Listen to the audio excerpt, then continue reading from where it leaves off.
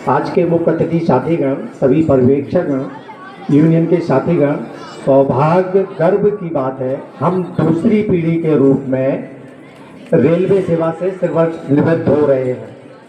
इस रेल जो कि देश की लाइफलाइन है और अपने कर्मचारियों को जीवन भर और जीवन के बाद भी परिवार का साथ देता है, ऐसे महकमे में हमें काम करने का अवसर मिला। 2400 घंटे 7 दिन धन लक्ष्मी बरसती है रेल के ऊपर, और इंडिया में क्या विश्व में कोई भी ऐसा डिपार्टमेंट नहीं है जिसमें 2400 घंटे लक्ष्मी आती हो। तो 7 दिन 24 घंटे लक्ष्मी बरसती है, उसके बाद कहते हैं कि रेल घाटे में है। तो मेरा ये मानना है कि रेल घाटे में सिर्फ उस दिन रहती है जिस दिन बजट पेश होता है, एक दिन, बाकी 364 दिन रेल फायदे में ही रहती है।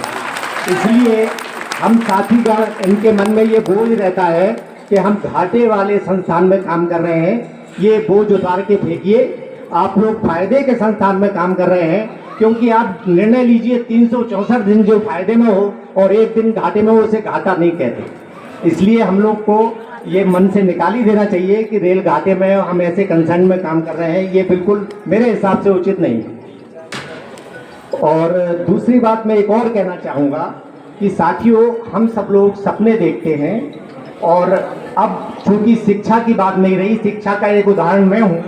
मैंने बीएससी किया हुआ था और जिस दिन से मैं शहर में आया, सिर्फ 6 महीने की ट्रेनिंग के बाद मेरी पोस्टिंग प्रयोगशाला में हुई, और सारी की सारी सर्विस मेरी प्रयोगशाला में ही खत्म हुई। ये शिक्षा के वजह से। जो एजुकेशन एक केमिस्ट की होती है वो मेरी थी, तो मैंने अपने भरपूर सहयोग दिया रेलवे को, और रेलवे से मिला भी हमें बहुत कुछ, हम उन सबसे संतुष्ट हैं। तो जो लोगों के सपने अधूरे रह गए हों, जो अपने सपने शिक्षा के दौर में पूरे नहीं कर पाए, उनसे मैं रिक्वेस्ट करूंगा कि अपने बच्चों के माध्यम से वो सपने पूरे करें। उसका उदाहरण भी मैं बता रहा हूँ।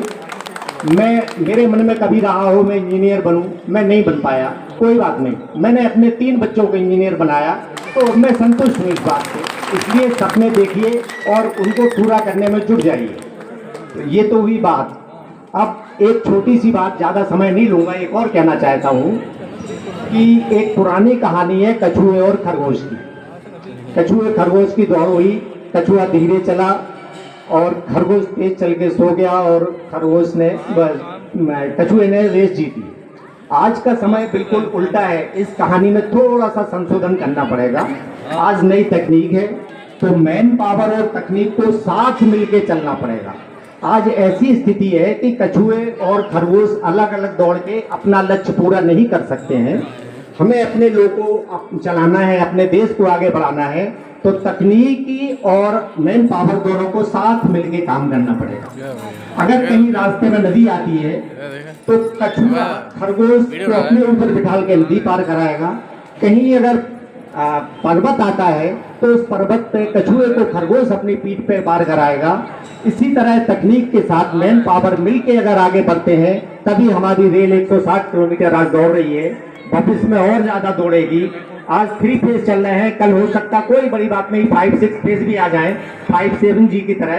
तो हम लोगों को तकनीक के सहारे आगे बढ़ना है। और इसी के साथ मैं ज़्यादा समय ना लेते हुए अभी सभी साथियों का आभार प्रकट करना चाहता हूँ। अंत में उन गृहिणियों के लिए मैं नमन करता हूँ, उनको जिनकी वजह से हम सब साथी अपना काम कर सके और इस रेल सेवा को अंजाम दे सके।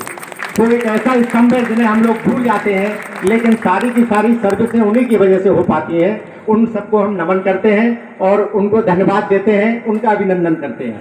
धन्यवाद। इन्हीं शब्दों के साथ मैं अपनी बात खत्म करता हूँ।